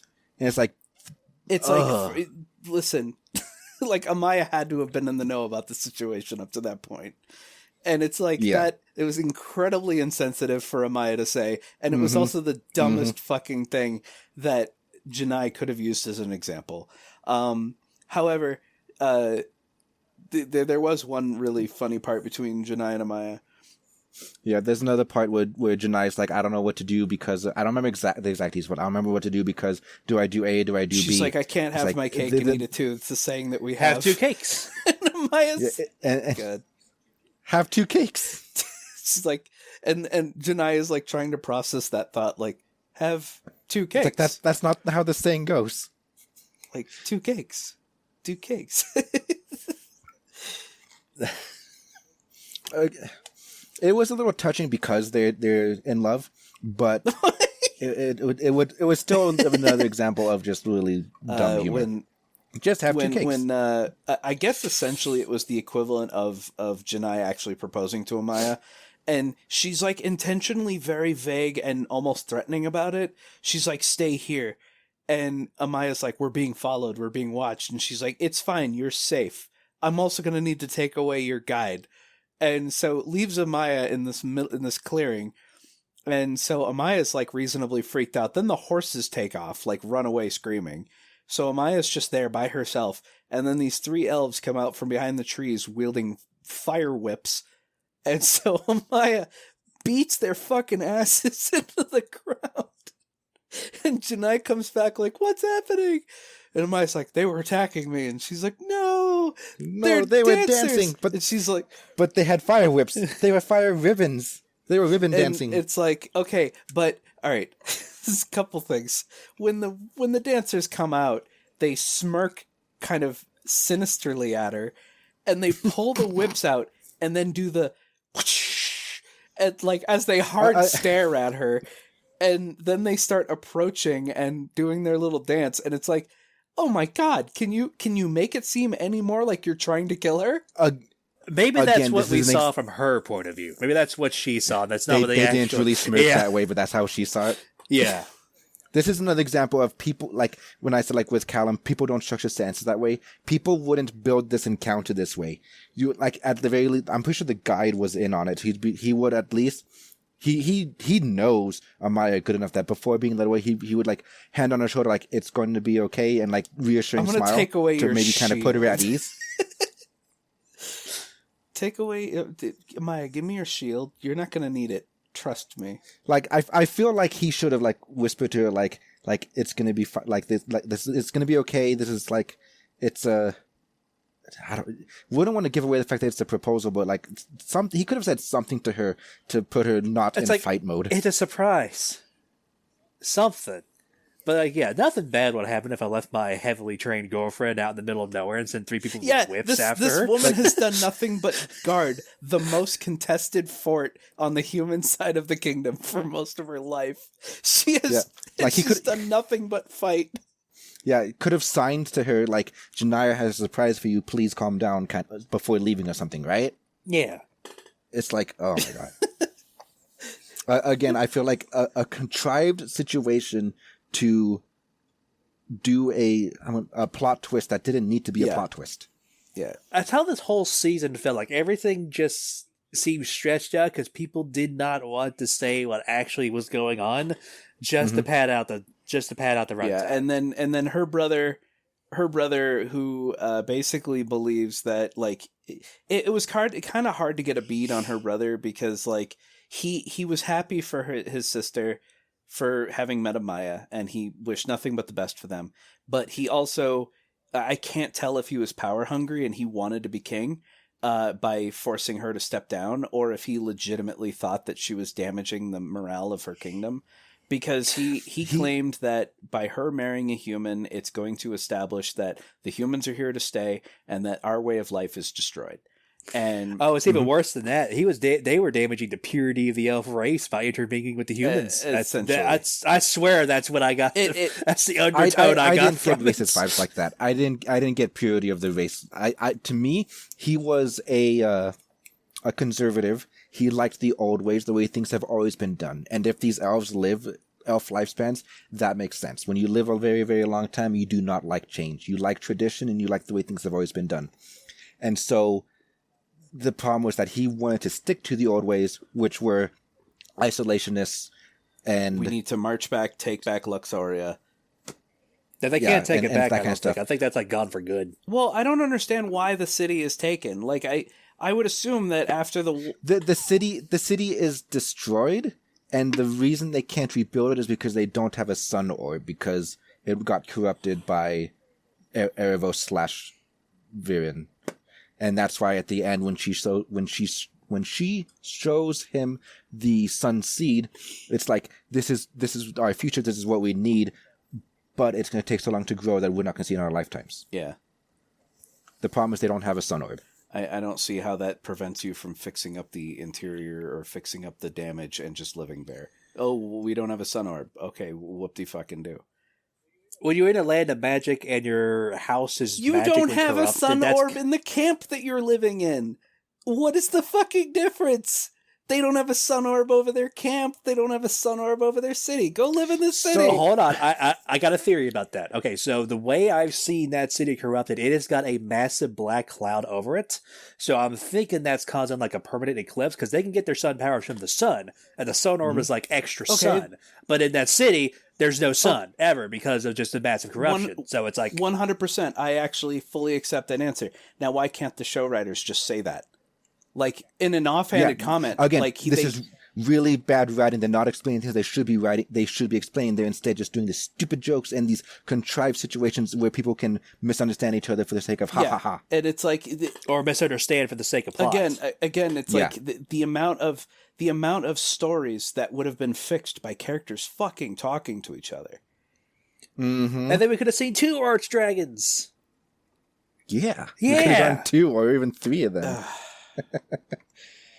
I will say that considering that this was Book Earth, the same naming style as Avatar, this is Book Earth, and it involved them going to the Earth Archdragon, and the next one's going to be like water, and it's going to be them going to the Water Archdragon, right? I feel like that's the pattern they're going for.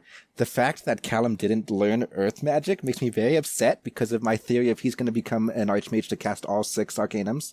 And that's how he's going to fight Erebos at the end. So the fact that he didn't learn the Earth Arcanum during the Earth book is like, I hate it. Yeah, and the fact... Nobody learned anything in this arc. I know! He regressed in this arc. And the fact that, Rex Igneous basically just said, hey, fuck off, and left, and the good guys are left without any form of map, whereas the bad guys are off trotting along because they have their fucking copy of the map. don't worry. The first 4 episodes of the next season are going to be them sticking around the Earth Kingdom and getting more more showtime with Rex Igneous and whatever, because obviously that belongs in the next season rather than in this season with less filler in it, right? Hopefully, whatever. They tripped. They stumbled. Hopefully, they can pick themselves up for the rest of it. They flossed too hard and fell. Oh God. Let's do a brief talk about Terry, because Terry's an important character. Is he though? He is important. Is he though? Okay, he is important in the sense that he is a trans character, and that's going to be important for a lot of people. Oh yeah. And again, they did it the right way. They addressed it with like one line of dialogue, and where he was born. I think he was born female, but he wanted to be male. And he said that everyone called him a doe, but he refused, and he insisted on being a buck, and that he gave himself his own name of what was the full name? Because Terry is terrestrius. He gave himself that name, and he said that that was his childhood. Yeah. And it's like, oh, and I because Ray and I were watching it together, and oh, he's trans, and it's like, and that's it. They didn't dwell on it. They didn't constantly ram it down your throat. They one line, and you kind of got that feeling from the way his lines were delivered anyway. He's slightly posh, but like I loved his character. He was great. He definitely belongs on Team Good, he though. Definitely and he will defect. It was really funny because like Ray and I were talking about how it's like, why is he following Claudia around who is so fucking evil? And it's like, oh, because he's in love with her. People do weird things for love. So, like, to set up the scene for some people who have not seen this, and like they say they don't have any interest to it, but maybe knowing that it's a trans character, they'll change their mind because representation is important to them, right? They're walking through the forest and they're getting close to where he grew up, and he's like, the smell reminds me of my childhood, because he's just trying to reminisce because he's really close to home. And then the actual dialogue, because I just rewatched the scene early today, the actual dialogue is, the other kids, they always saw me as a doe, but inside I knew I was a buck. And then he says that he chose the name Terrestrius, and then Viren says, I don't know if he does hand on the shoulder, but he says it's a strong name. Yeah, he puts his hand on his shoulder. Supportive. Yeah. Viren is Viren's becoming very good guy, except for the final scene of the season. He was definitely on the path to redemption. No, he was redeeming throughout that entire arc in the Stormy Mountains. He was going on a path to redemption, and then as soon as the cocoon hit, this is what really pissed me off. It's like he just threw that all out the window. Suck that fucking evil wizard's dick. Listen, Dilettante, and I actually was going to say this before you even started talking, but now your point makes me want to say it even more. You put yourself in Viren's position. You have essentially a god behind you. You have all this power, all this magic. You are going to save the world or take control of the world, right? And then a bunch of kids in a very small ragtag army fucking kill you. What is that gonna do to your fucking ego? Knocked you off a mountain, which, let's be honest, you would be falling for like a minute or so. So tons of time to think about what's happening while you're falling down that mountain. If you then wake up 2 years later after being given a temporary resurrection spell, and you think to yourself, I had all that power, way more power than I have right now, and I still failed, what chance do I have now? So he's kind of just like vibing with the rest of the evil side group. Yeah. And then when he sees the power that didn't do him jack shit against the fucking ragtag group of teens, he goes right back to it without learning anything. That's what pisses me off. I think it's because he touched the staff. And I think Erebos... The staff is corrupting him. I think Erebos can actually influence him through the staff. Because every single time he was... It's going to be something stupid like that. He's never, to my recollection, in the first 3 seasons, he never was corrupted and controlled unless he was holding that staff. But he didn't like touch the staff till the very end of the season, though, did he? And that's when he got turned. He was walking out of the cave with the staff. My point being is that he did not touch the staff before he saw the cocoon hatch, and then he like immediately started sucking the dick. No, he didn't. That's what kind of bothers me. No, he didn't. Yeah, he okay, thought no. it was When stupid, and he was following Claudia because Claudia was like, "We need to do this." No, when he hatched, the first thing he did was like get on his hands and knees. Is like, "Oh, great one, show me the way, show us the path," and he's like talking to him as a god. That's okay. You mean that little scene? Yes, that's what kind of threw all that redemption he did out the window because he learned nothing. Well, I feel like most of the redemption came after that scene. When he personally. realized that this thing is stupid and running around and trying to eat butterflies. But like at that point, that scene, that point, he thought this bug thing was going to be a manifestation of Erebos, the guy who has been giving him all the help and all the power. Because up till that point, the bug literally was an extension of Erebos. It wasn't until he found out that, hey, this thing is just a fucking idiot, that then it's like, okay, whatever. I just feel like that one point just really kind of undermines everything else. I've said it, I think, like 7 times so far. The show this season had very lazy, very rushed writing. A lot of the setups were contrived, and a lot of the character arcs were very flip-floppy. I wonder if they changed He was very between flip-floppy. seasons. I do not care enough to look up into that, but maybe. I doubt it, though. Like, Viren never... in the first 6 seasons, he was never evil in the sense of, like, world domination, I belong at the head and all that. He was misguided, and by any means necessary, he just wanted to make sure humanity's future was assured.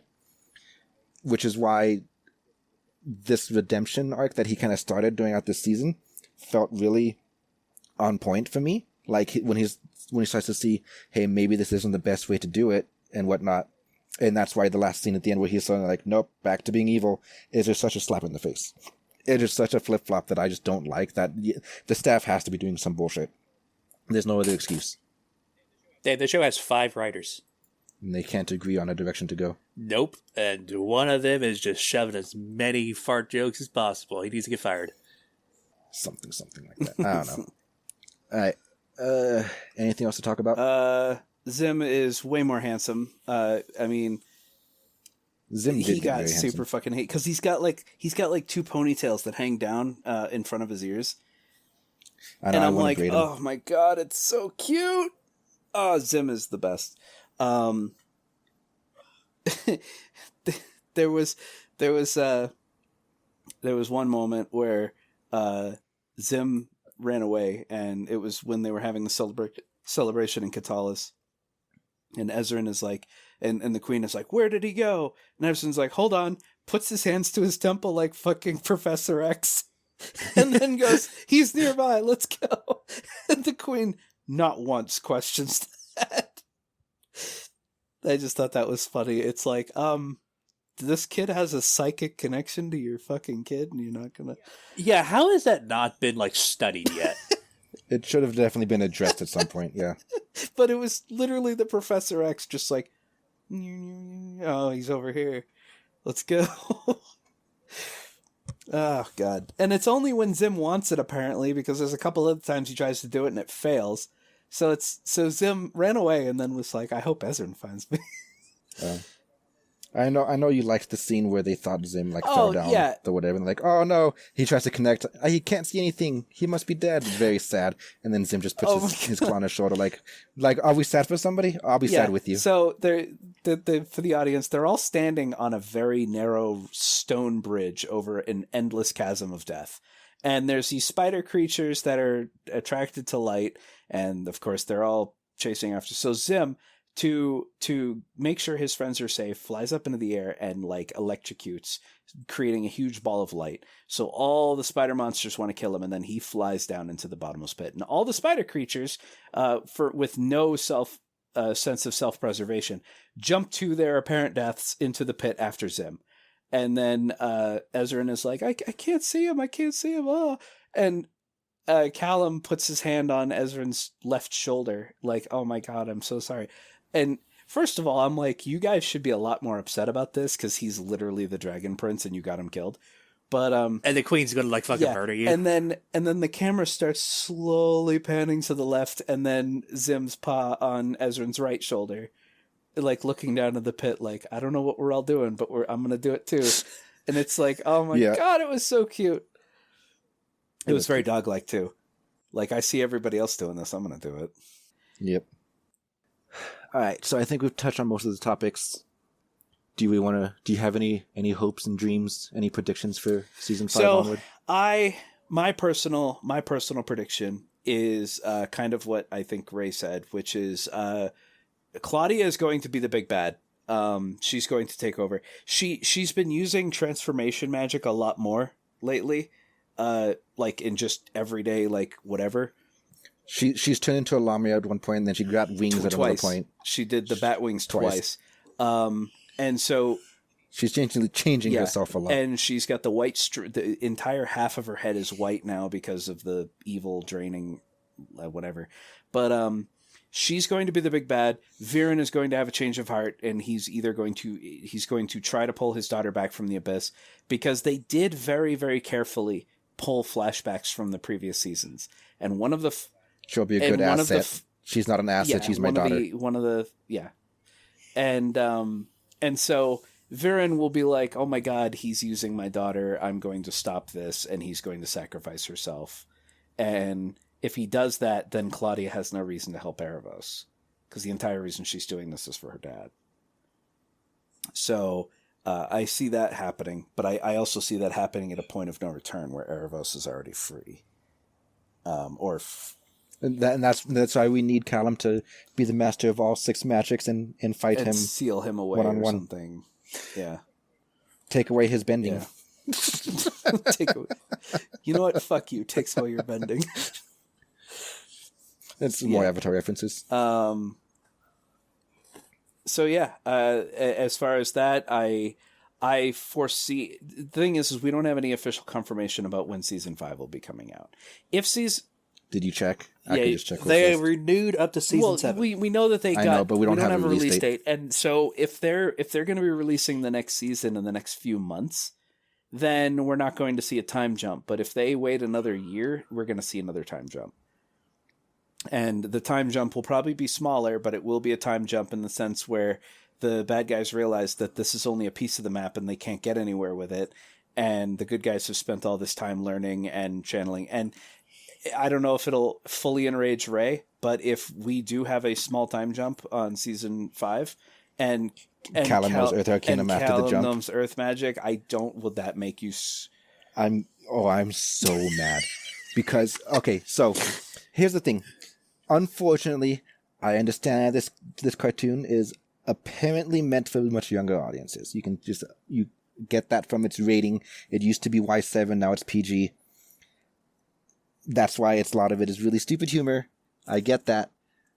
And that just means like what I want out of this, I'm not going to get. And I'm like preemptively getting very sad for it, because what I want is an exploration of cultures and philosophies. The scene where when he got the Sky Arcanum, where his fever dream aside, but like when he's like understands what it means to be connected to the Sky Arcanum, the being freedom and the I don't remember what the exact word was like. Like, it's not a part of me, I'm a part of it, because it is everything, because the sky is everywhere, right? Air permeates all things, kind of deal, right? And then also when he asked the Moon Lady how the Moon Arcanum works, and she tried to explain truth and illusions and reflections and all that, right? That kind of lore, I love. And so the reason I want to see him learn the Earth Arcanum rather than just time skip, boom, done, is because I want to have somebody, hopefully Rex, but maybe somebody explain the philosophy behind the Earth Arcanum. Yeah. Like, I want that lore. So if he just knows it after a time jump, I will be upset. Yeah. But yeah, so if there is a time jump, maybe Zim is... I can only see this getting worse for Ray. Because the next time if there is a small time jump, Zim will be learning to speak, but it will be like a husky learning to talk. I love you. And Ray's gonna be so mad. You know, I actually thought about this, and if they were going down this rabbit hole when they start talking, it would have like the voice of a 1-year-old. Like, barely making any kind of words at all. You kind of... They're going to have, like, one of those child actors, like the 5-year-old who played Catbug on Bravest Warriors. You know, No. You're gonna have essentially a cute sounding child voice Zim, and it's gonna be awful. What if we just flip that expectation, just like the deepest Zim you've ever heard? They need, you know what they need? They need the guy who plays the voice for Kratos and also played what's his name from Stargate? I forget the guy's name, but the really big, deep voiced black guy. No, he was one of the Goa'uld from Stargate show. Yeah, Teal'c. Oh, Teal'c. Okay, you said Stargate. I heard Star Trek. I don't know why. Christopher Judge. Douglas Christopher Judge. Get him to voice Zim. Oh my god, nothing would make me like fall in love with Zim more than hearing that dude's voice. The silkiest, chocolatiest voice ever. Oh, it's the best. Oh yeah, no, he's 10 out of 10. He is such a good voice actor. No, I see this going down. Like, he's not going to talk into season 7. He's basically Spike from Land Before Time. Everybody talks around him, but he doesn't get to talk. And at the very end, Ducky's going to fall off a freaking bridge to where the alligators are, and he's going to be like, finally just, Ezrin! Or something. Like, that'll be his first word, will be Ezrin. Or Venter, Zim talks like Scooby-Doo. Oh, God. First of all, wow, way to age yourself pulling out a Land Before Time reference. I watched all those and I didn't even remember that. It was like the 4th one or something. It wasn't that. Whatever. But yeah, I begrudgingly accept that he's probably not going to talk the whole show. And like, I got into a little debate with Comrade about this earlier in the Discord. Like, I wanted him to talk just because I like those kind of characters better, but I understand he's not going to, because at this point it is very evident that the writers want to focus on the human characters. That's why they keep jumping point of views between Claudia, Viren, Callum, Rayla, Soren, Ezrin. Those are who they want to focus on. And having Zim talk is going to detract from their screen time. It is unfortunate, but I understand it. Pat, I'm sorry. Womp, womp, womp. Alright, so thank you for joining us, everybody, as we discussed and overall did not like season 4 of The Dragon Prince. I found it entertaining, and I think it does its purpose. It had its moments. It can't be entertained while I watch, but nothing happens. I don't think it did its job, because I feel like they stretched it out and padded it too much. It feels like padding, because if you look at where everybody was at the beginning of their adventure, like, I'm not counting the first 2 episodes where they're like doing the whole 2-year catch-up thing. I'm talking about when they first realized, like, oh shit, we need to get back there and stop Erebos, right? The moment that realization hit, and where the characters ended up at the end of the show, the only addition was the being, Sir Snuggle Sparkles or whatever the fuck his name was. That was the only addition to the show. No characters learned anything. No characters made any progress. They just happened to be in a different location. Still at square one. There was no growth, and in fact, I feel most people regressed. But yeah, thank you for listening to us rant about it. Next episode, we will be doing the book that I said last time, because I was mistaken. Now it's actually going to be the Basil Brooktail book by Christopher Rowley. Editor's note, small change of plan with how busy the season is being, coming up with Thanksgiving, Christmas, and all that. Work schedules are changing. Families are requiring more attention, so on and so forth. We have pushed back the book, the Basil Brooktail book, till the start of next year. In the meantime, we are going to be doing a couple of fun episodes. Like, first up, we'll have like a big honorable mention extravaganza. We're going to be talking about dragons from really, really small IPs, or like they barely show up. Like, a good example being the dragon from Mario Odyssey, or some of the dragons from Dark Souls, because they're kind of minor characters, or there's just not much to explore with them. Definitely not enough to get a full episode on. We're also going to be doing, like, I'm going to at one point go through a shotgun style review of like every dragon book that I've read over the past couple years. Then we plan on having a debate on dragon hordes, like, should they have them, what should they be, should they serve any purpose, and so on. So yeah, you can tune into our Discord to kind of get updates on that. And yeah. But before then, Bantam, where can they find us if they want to get in contact and share their opinions on the show? Because we're wrong and we deserve to be told what we're wrong about. So we do have a Twitter. It is @officialwadpod. We have an email for the show if you want to email us hate mail or love mail or... This is where you can email Ray and be like, hey, Ray, I need you. How dare you say that an extra lesbian couple is one too many? So our show email is wadpodcastmail@gmail.com. And we have a Discord, which will be linked in the show notes. And if you want to help support us, because we do have to like buy books. I mean, like just buying the Kindle copy of Basil Brokedale, it's like, was it like a fucking $8 for each of us? Yeah. And so we do have a Patreon. It is patreon.com/World of Dragons podcast. And for $5, you can be here listening to us live, like our friend Venter, the cutest kobold in existence. We chased a couple of the people out because they thought we were doing the book, so they read the book and they're like, "Nope, we're doing the anime." Like, I haven't seen this yet. Goodbye. So essentially, this whole episode has been again. I'm sorry to you. This whole episode has just been the three of us sitting in a triangle around Venter and just talking to Venter, because he's the only one who stayed. Again, that's my fault, and I'm sorry. Hi, Venter. But yeah, so thank you to all our Patreons that we do have, and a special thank you to our 2 VIP level Patreons, Comrade and Kazin. Yeah, thank you guys. Your support means a lot. We do this as a hobby. This is Ray's hobby. He has forced these two into. He's got a gun to my head. Help. Yeah.